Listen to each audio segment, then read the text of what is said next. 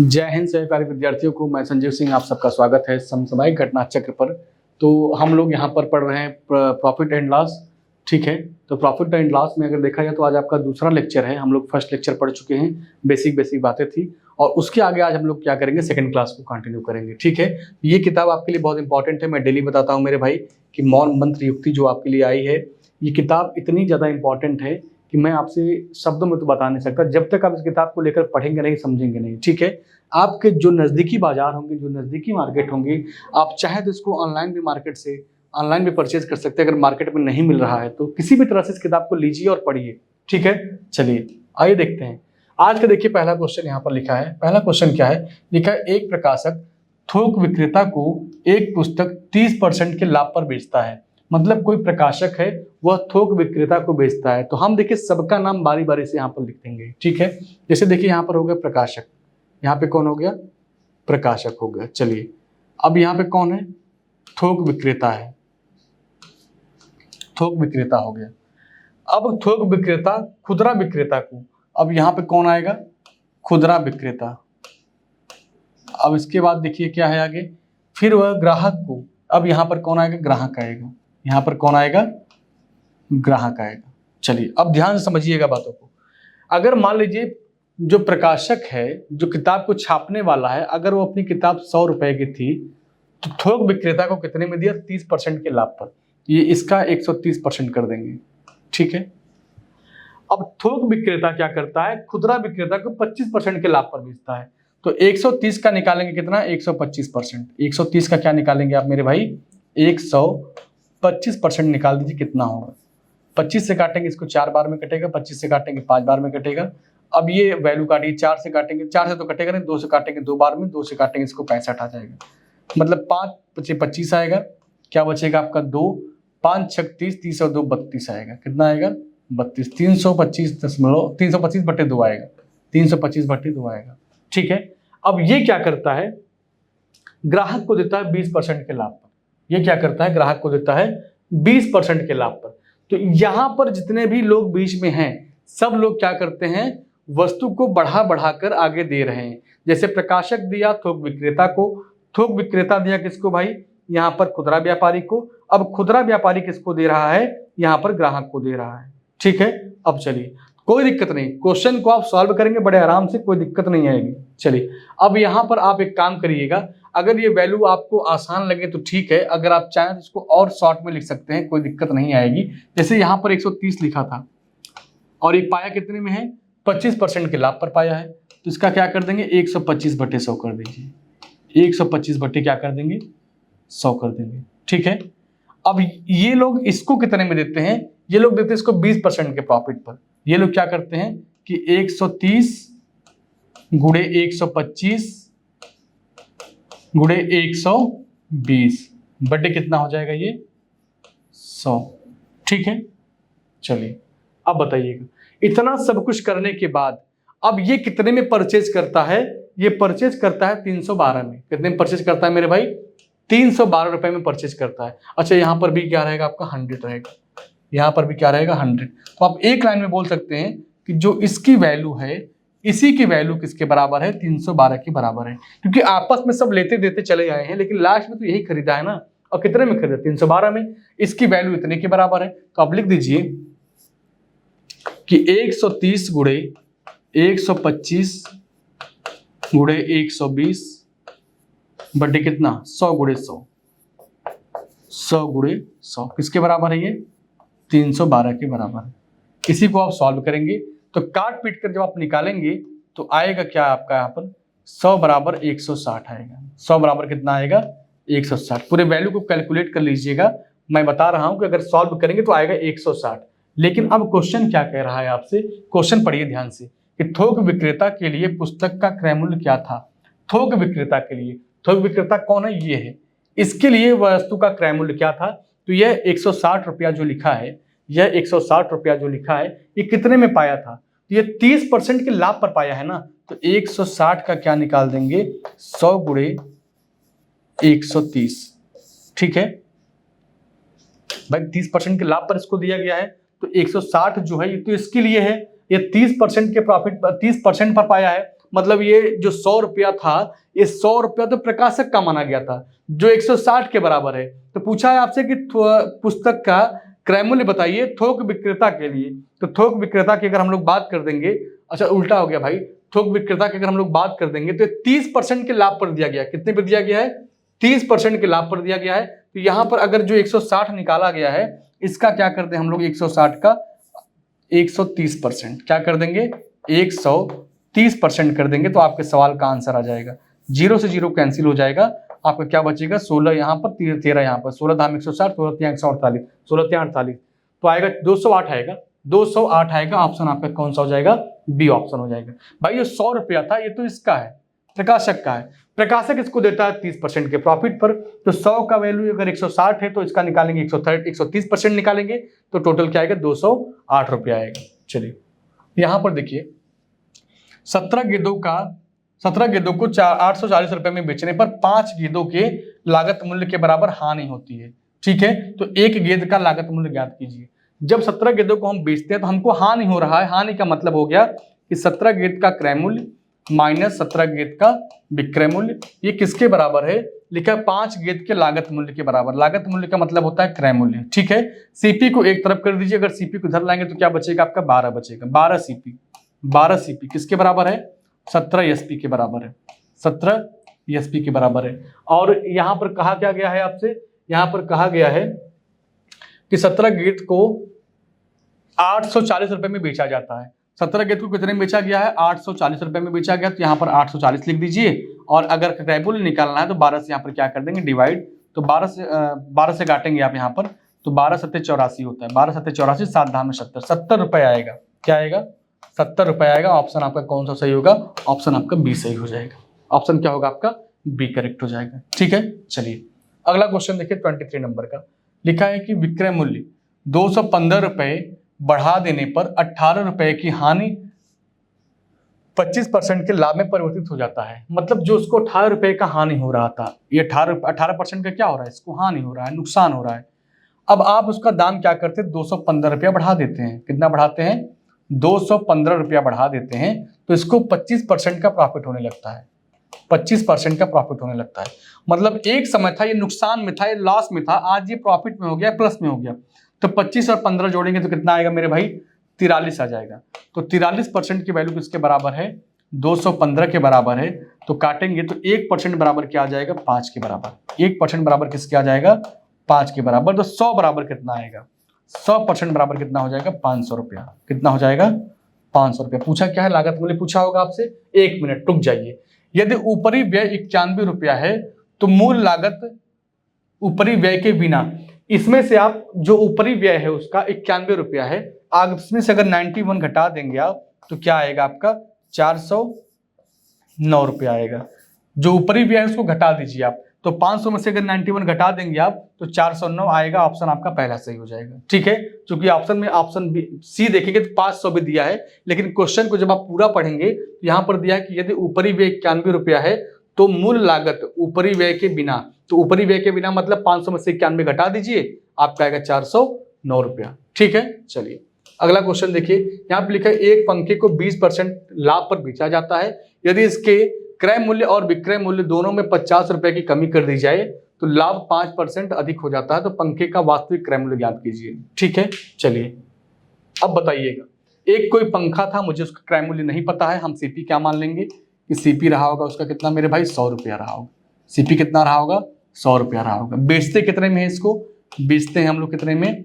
20% में, या इसको x मान लीजिए, या क्या मान लें? x मान लें। तो ये कितना होगा? 20% लाभ पर बेचते हैं, तो 20% का मतलब क्या हो गया? 6x/5 हो गया। अब कह रहा है कि क्रय मूल्य और विक्रय मूल्य दोनों को 50 रुपए की कमी कर दी जाए। अगर आप 50 रुपया कम करेंगे तो यहाँ पर हो जाएगा x - 50, और यहाँ पे क्या हो जाएगा? 6x/5 - 50। दोनों में 50-50 की क्या कर दीजिए? कमी कर दीजिए। और जब कमी कर देते हैं तो कह रहा है कि अब लाभ जो है 5% अधिक होने लगा। 5% अधिक का मतलब हो गया कि अभी तक उसको 20% का लाभ था, अब 5% बढ़ गया, कितना हो गया? 25% हो गया। तो क्या लिख देंगे आप? 125/100। क्या लिखेंगे आप? 125/100, या और छोटा कर दीजिए, 25 से काटेंगे इसको तो 5 बार में, 25 से काटेंगे इसको 4 बार में, और ये 4 कहाँ चला जाएगा आपका? ये 4 यहाँ से हटा के कहाँ भेज देंगे आप, इधर भेज देंगे। सही है, सब कुछ सही है, कोई दिक्कत नहीं है। बस कैलकुलेशन में ध्यान दीजिएगा, क्योंकि ऐसा चैप्टर है कैलकुलेशन अगर आप अच्छे से नहीं कर पाएंगे तो क्वेश्चन का सोल्यूशन आप देने में थोड़ा सा आपको दिक्कत आएगी जरूर। यहाँ पर अंदर गुणा करिए, 5x हो जाएगा, यहाँ पर 5 × 5 = 25, 250 हो जाएगा। यहाँ पे गुणा करेंगे आप तो 6 चौक 24 आएगा, 6 चौक कितना हो जाएगा, 24x/5 हो जाएगा, और यहाँ पर 5 चौक 20, 200। x वाले को एक तरफ करिए और नंबर्स को एक तरफ करिए, इसको इधर लेते आइए। जब इसको इधर लेते आएंगे तो 5 × 5 = 25 हो जाएगा, 25 में से अगर 24 घटाएंगे तो x/5 आएगा, और इसको उधर भेज देंगे आप तो 450 हो जाएगा। कितना हो जाएगा, 450। गुणा कर दीजिए भाई, इसका गुणा करिए, इसका कितना आएगा, अच्छा सॉरी, इसको जब उधर भेजेंगे तो क्या आएगा, 50 आएगा। ठीक है, x बराबर क्या आएगा, 250, x बराबर क्या आएगा, 250। ठीक है, 250 आपके सवाल का आंसर। 250 क्या होगा आपके सवाल का आंसर। ये दिल्ली पुलिस से पूछा गया सवाल है 2020 का। तो आप जितने भी क्वेश्चन लगा रहे हैं सब आपके प्रीवियस ईयर के क्वेश्चन है मेरे भाई, तो कभी भी गलती ना होने पाए। लिखा है यहाँ पर कि किसी वस्तु का अंकित मूल्य 250 रुपया है, ये आपका मार्क प्राइस है। ये क्या है आपका, ये आपका मार्क प्राइस है, ध्यान से पढ़िएगा। मार्क प्राइस कितना है, 250 रुपये है। अंकित मूल्य पर x% की छूट देने के बाद दुकानदार 1.25 × x% का लाभ कमाता है। यदि x बराबर 10 है तो बताइए कि उस वस्तु का लागत क्या होगा। मतलब यहाँ पर सीपी आपसे पूछ रहा है। तो ये क्वेश्चन आपका दिल्ली पुलिस से पूछा गया 2023 में। क्वेश्चन आसान है। अभी आप लेक्चर 1 जब देखेंगे तो लेक्चर 1 में एक तरीका आपको मैंने बताया था कि एमपी बराबर क्या होता है। एमपी बराबर होता है सीपी गुणे 100 + p/100 - d। 100 + p/100 - d होता है। ठीक है, ये आपका फॉर्मूला है, इस फॉर्मूले पे चलिएगा। एमपी कितना दिया है मेरे भाई, 250 दिया। लिख दीजिए आप यहाँ पर 250। सीपी नहीं पता है, सीपी को सीपी ही रहने दीजिए, इनटू 100 + p। प्रॉफिट कितने का है आपका। अब यहाँ पे चूंकि आप गुणा करेंगे 10 से तो 12.5 हो जाएगा। 12.5 का मतलब हो जाएगा 112.5, और बट्टे यहाँ पे क्या करेंगे, 10% का नुकसान होता है तो 90%। ठीक है, चलिए इसी को सॉल्व करना है। इसी को क्या करना है, सॉल्व करना है। जब पूरे वैल्यू को आप सॉल्व करेंगे तो क्या निकल के आएगा, आपका सीपी निकल के आएगा। अब इसको बताइए कैलकुलेट करके क्या आएगा, इसको आप कैलकुलेट करके बताइएगा आपके सवाल का आंसर क्या आएगा। ध्यान से देखिए, कोई जल्दीबाजी नहीं है, एकदम आराम आराम से सॉल्व करिएगा क्वेश्चन को, कोई भी जल्दीबाजी नहीं है।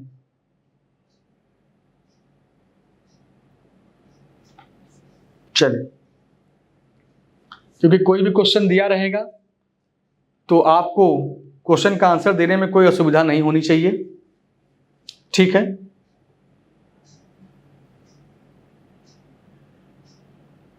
इसको पूरा सॉल्व कर लीजिए। सॉल्व करेंगे आप तो आपके सवाल का जो आंसर आएगा बताइए क्या आएगा। अगर आप इसको सॉल्व करना चाहें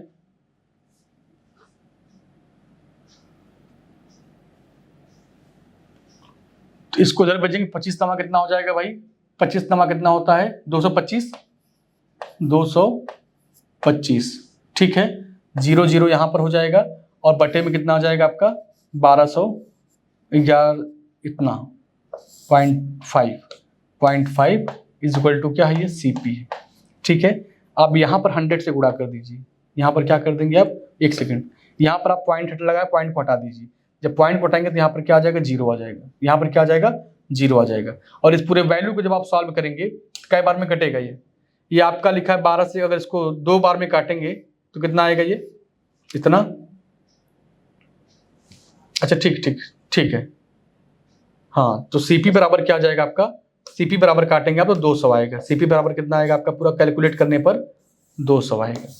काट पीट लीजिएगा, कैलकुलेशन करने में आपको कोई दिक्कत ना हो। ऑप्शन आपका सी। इंपॉर्टेंट क्या है आपके लिए, इंपॉर्टेंट आपके लिए ये है, ध्यान दीजिएगा। इस फॉर्मेट से अगर चलेंगे तो क्वेश्चन का आंसर आपको देने में कोई दिक्कत नहीं होगी, क्योंकि इसमें एमपी दिया है, सीपी दिया है, प्रॉफिट दिया है, डिस्काउंट दिया है, 4 चीजें दी गई हैं। 4 में से कोई एक ही चीज गायब करेगा ये, और एक चीज गायब करके क्या करेगा, आपसे 3 चीजों की वैल्यू दिया रहेगा। एक चीज आपसे पूछ लेगा, कुछ भी पूछ सकता है। चलिए यहां पर देखिए 26 नंबर का क्वेश्चन लिखा है, एक पुस्तक और कलम का कुल क्रय मूल्य कितना है, 371 रुपया है। एक पुस्तक और कलम का क्रय मूल्य 371 रुपया है। यदि पुस्तक का क्रय मूल्य कलम से 12% अधिक है तो कलम का क्रय मूल्य ज्ञात कीजिए। चलिए, क्या लिखा है भाई कि पुस्तक का जो क्रय मूल्य है वो कलम से 12 रुपया अधिक है, मतलब 12% अधिक है। तो जो कलम है उसका हम लोग क्या मान लें कि कलम का होगा x या 100। कलम का कितना होगा, 100। तो पुस्तक का कितना होगा आपका, पुस्तक का आपका होगा 112, क्योंकि 12% ज्यादा है तो 112 हो जाएगा, 112। दोनों को जोड़ दीजिए तो 100 यहाँ पर प्लस 112 यहाँ पर, इन दोनों को जोड़ेंगे तो कितना आ जाएगा ये, इन दोनों को जोड़ेंगे तो कितना आएगा ये 212, 212 आ जाएगा। ये 212 जो लिखा है वह आपके 371 के बराबर है। किसके बराबर है, 371 के बराबर है। तो आप लिख सकते हैं 371 बटे 212। पूछा किसका दाम है आपसे, पूछा है कलम का। तो कलम की वैल्यू कितनी थी, यहाँ पर 100 लिखा है। कितना लिखा है, 100 लिखा है। ठीक है, इसी को सॉल्व कर दीजिए, आपके सवाल का आंसर इसी को सॉल्व कर दीजिए। 371 बटे 212 इंटू 100, 371 बटे 212 इंटू 100। ठीक है, चलिए बस कैलकुलेट करना है। कैलकुलेट जैसे कर लें आप, जितना तेज कर सकें, जितना तेज कर सकें आप कर लीजिएगा, आपके सवाल का आंसर आ जाएगा। तो कैलकुलेट कर लिए हैं हम लोग, तो कितना आएगा 175 आएगा, 175 आपके सवाल का आंसर आएगा। ऑप्शन आपका बी सही हो जाएगा, जितना भी जल्दी हो सके, क्योंकि कैलकुलेशन में ही टाइम लगता है। कैलकुलेशन अगर आप कर लेते हैं फिर आपको कोई दिक्कत होनी ही नहीं है। लिखा किसी वस्तु को 1850 रुपए में बेचने पर प्राप्त लाभ उस वस्तु को 1600 रुपए में बेचने पर मिले लाभ का दोगुना है, तो उस वस्तु का लागत मूल्य ज्ञात कीजिए। उस वस्तु का क्या बताना है, आपको लागत मूल्य बताना है। और ये सवाल देखा जाए तो जीडी 2021 में पूछा गया सवाल है। ये क्वेश्चन आपका जो है वो जीडी 2021 में पूछा गया सवाल। किसी वस्तु को जब 1850 में बेचते हैं तो जो भी आपको लाभ मिलता है, जो भी आपको क्या मिलता है, लाभ मिलता है, उसी वस्तु को कह रहा है 1600 में बेच दीजिए। तो यहां पर भी जो लाभ मिलता है, इसके लाभ का जो अंतर है दोगुना है। ये क्या है, दोगुना। ध्यान से देखते रहिएगा।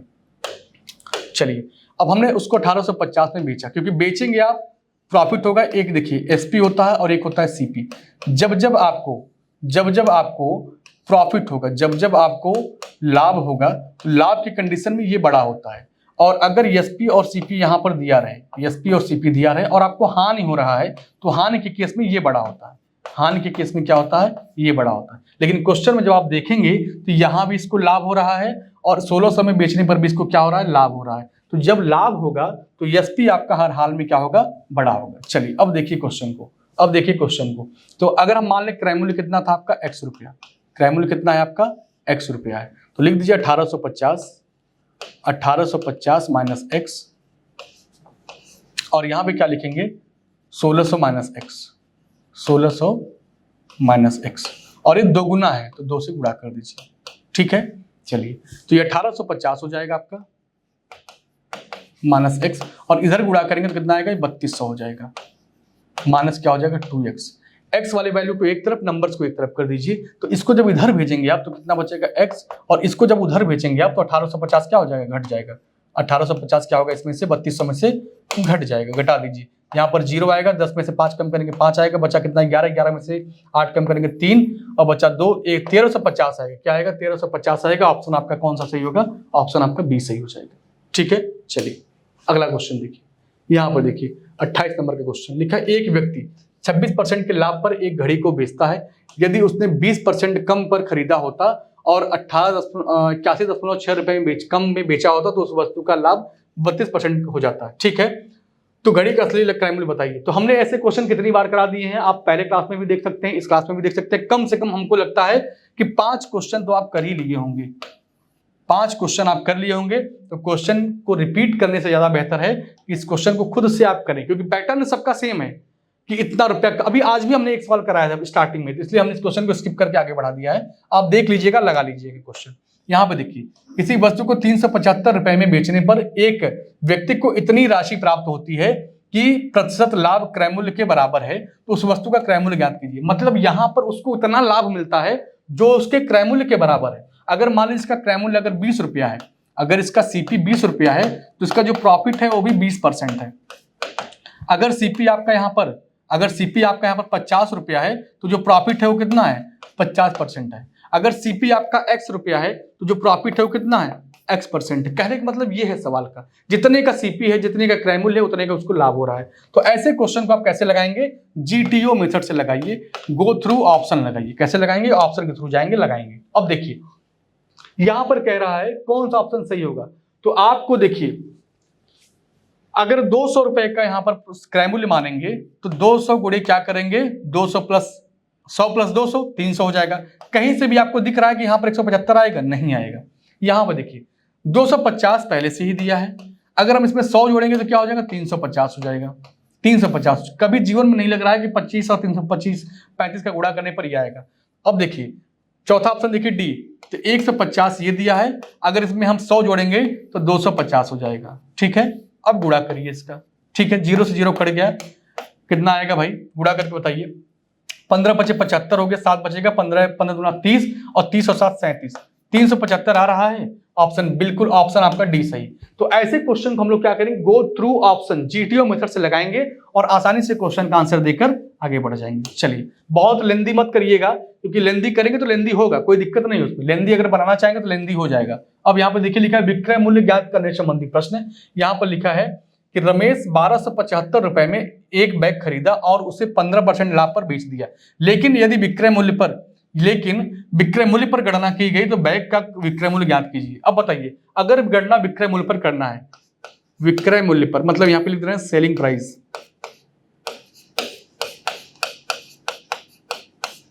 क्या हो जाएगा, ये 1275 था, 1275 था, 15% के लाभ पे दिया था, तो यहाँ पर 15 कम कर देंगे, 85 हो जाएगा, गुणे 100 कर दीजिए। गुणे क्या कर देंगे, 100 कर देंगे। आपके सवाल का आंसर किससे काटेंगे, 5 से काटेंगे, 20 बार में कटेगा, 5 से काटेंगे 17 बार में कटेगा। कितने बार में कटेगा, 17 बार में कटेगा। बताइए क्या आएगा, 70 से काटेंगे इसको, कितना, 7 × 5 = 35, 7 5 आना चाहिए लास्ट में, 5 आना चाहिए लास्ट में। लेकिन देखिए ऑप्शन कौन कौन सा नहीं हो सकता है, ऑप्शन देखिए 7 × 5 = 35, 5 अब 5 × 2 = 10, 2 0 आना चाहिए।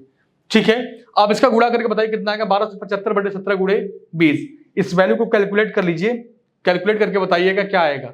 आंसर आपका देखिए मैं बता दूं, आंसर आपका, अगर मैं आंसर चेक करूं बिना कैलकुलेशन के, तो 2 आंसर हो सकते हैं, या तो ये और या तो ये दोनों गलत हो जाएंगे। ये दोनों क्या हो जाएंगे, गलत हो जाएंगे। क्यों, इसका रीजन देखिए, अगर इसको आप काटेंगे तो 7 × 5 = 35, 1 5 तो आएगा ही, अब 5 दूनी क्या बन जाएगा 10, तो 1 0 यहां पर और 1 0 ये, पहले 2 0 का तो आना कंफर्म होगा। अगर आपको तुक्का भी लगाना है तो कैसे लगाएंगे आप, 2 0 तो कंफर्म है कि आएगा, तो 2 0 यहां पर है, 2 0 यहां पर है, तो 2 ऑप्शन तो आपके कट गए। अब आप 50-50 पे आ गए हैं, अब कहां पे आ गए हैं, 50-50 पे आ गए हैं। बाकी और कैलकुलेट कर लीजिएगा, बाकी और कैलकुलेट करेंगे तो कुल मिला के आपका जो आंसर होगा सही, जो आंसर होगा सही वो ऑप्शन ए ही होगा। कैलकुलेट कर लीजिएगा, आंसर आपका आएगा 1500। लेकिन मैं आपको एक तरीका बता रहा था कि अगर आंसर को चेक करना, आपको सवाल लगाने नहीं आता है तो कैसे लगाएंगे आप। चलिए यहां पर देखिएगा, कविता किसी ड्रेस के लिए 800 रुपए मूल्य वाला कपड़ा खरीदी और इसमें कढ़ाई और सिलाई पर 350 रुपए खर्च करती हैं। यदि वह ड्रेस को 20% लाभ पर बेचती हैं तो विक्रय मूल्य ज्ञात कीजिए। मतलब कविता कोई लड़की है, वह 800 रुपए में जाती है, कपड़ा खरीदती हैं और कपड़े में क्या करती है, उसकी सिलाई कराती हैं, उसकी कढ़ाई कराती हैं, 350 रुपया और खर्च कर देती हैं, तो कितना हो जाएगा 1150। 1150।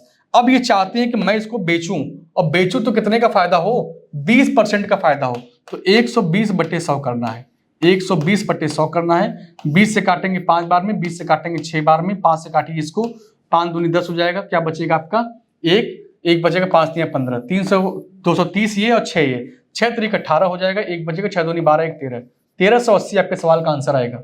1380, ऑप्शन डी सही हो जाएगा।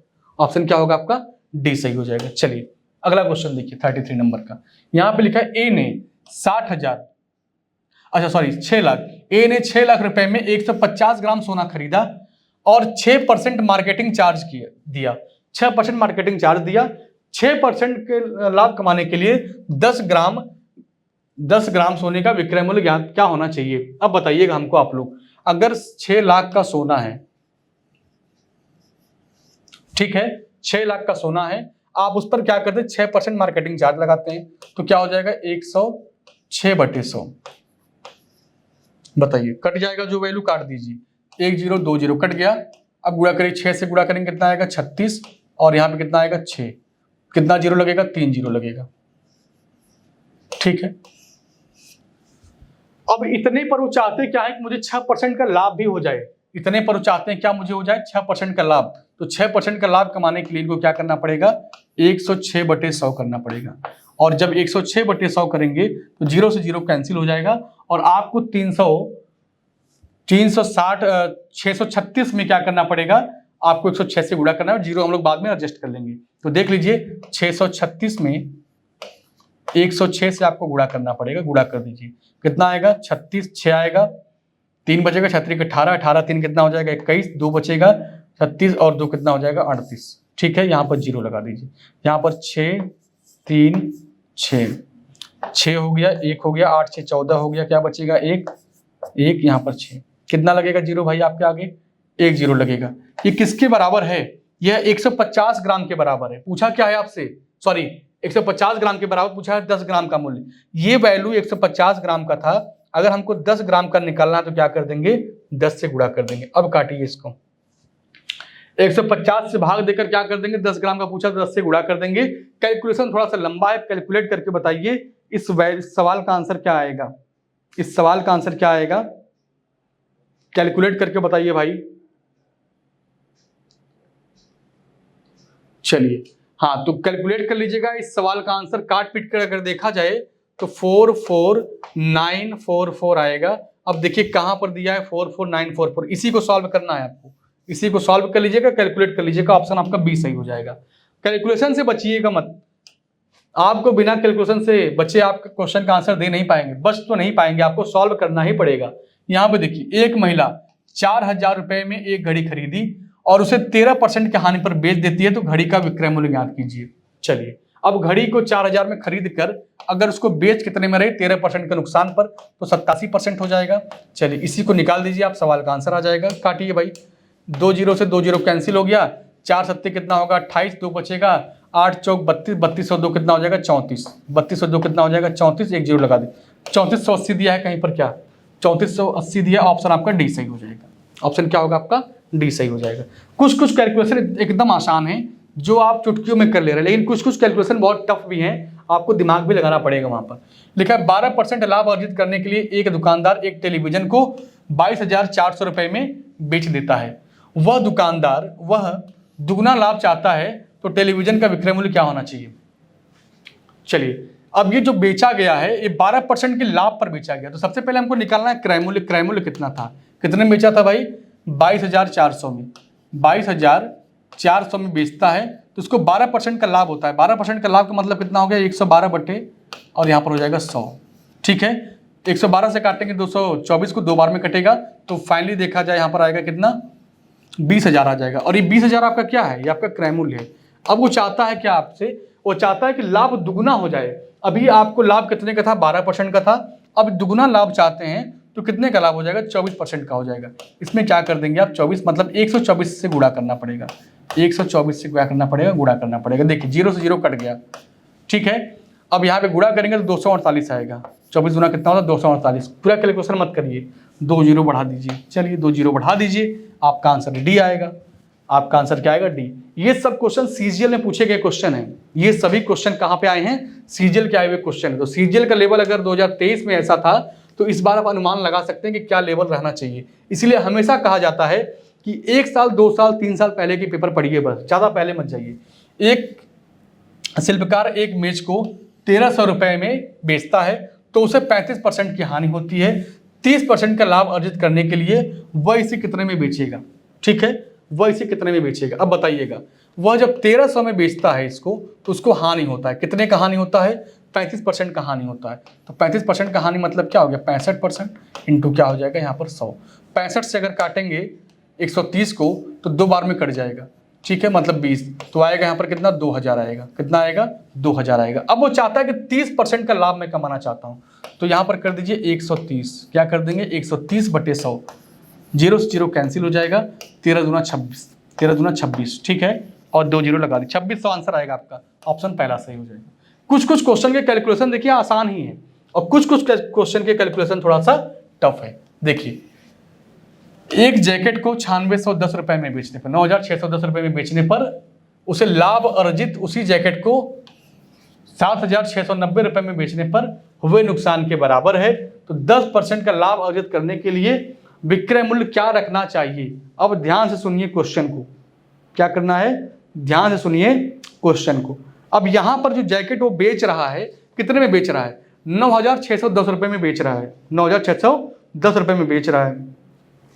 अब उसी जैकेट को 7690 रुपए में बेचने पर हुए नुकसान के बराबर, मतलब जितने का यहाँ फायदा उतने का यहाँ नुकसान, तो आपको बताया गया है कि दोनों को जोड़, जब जो उतने का फायदा उतने का नुकसान हो तो दोनों को यहाँ पर क्या कर दीजिए, जोड़ दीजिए। 7690 दोनों को जोड़ दीजिए, कितना आएगा, 0 9 1 10 0 हो गया, 9 और 1 10 हो गया, क्या बचेगा 1, 6 6 12 1 13 हो जाएगा, 1 बचेगा और यहाँ पर आएगा 17।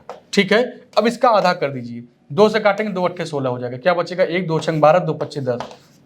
ठीक है, ये आंसर नहीं है आपका, ये आंसर नहीं है। अब इस पर 10% का लाभ कमाना चाहता है, 10% का मतलब हो गया 110/100, 110/100 काटिए, 2 0 से 2 0 कैंसिल, क्या बचेगा आपका 865 और फिर आप यहाँ पे लिखेंगे 865, जोड़िए भाई, 5 5 5 6 5 11 हो जाएगा, 1 बचेगा, 9 5 9 6 15 हो जाएगा, 1 बचेगा, 95 15 दिया है, क्या 95 15 दिया है, ऑप्शन आपका डी सही हो जाएगा।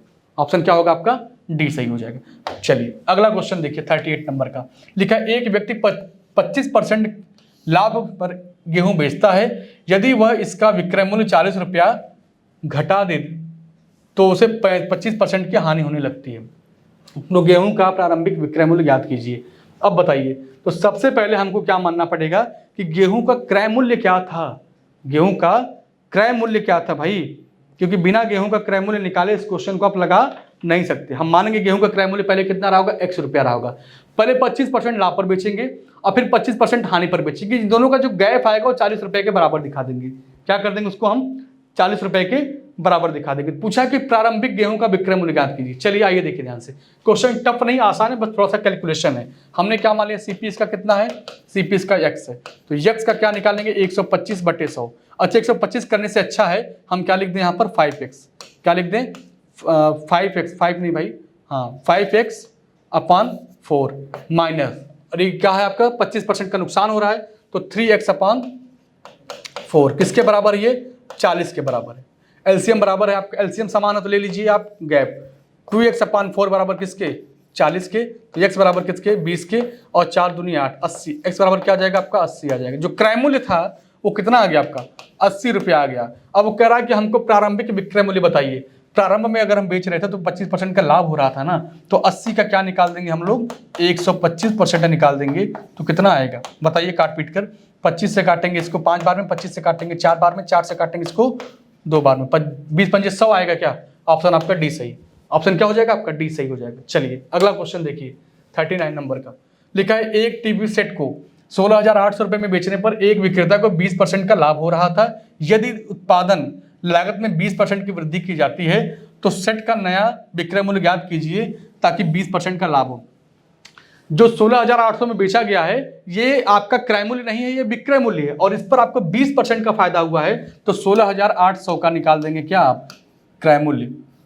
क्रय मूल्य निकालने के लिए आपको क्या करना पड़ेगा, 120 गुणे 100 हटाइए, 20 से काटेंगे 5 बार में, 20 से काटेंगे 6 बार में, 6 से काटिए इसको, 6 कितना हो जाएगा भाई, ये 6 दूनी 12, 4 बचेगा, 6 6 48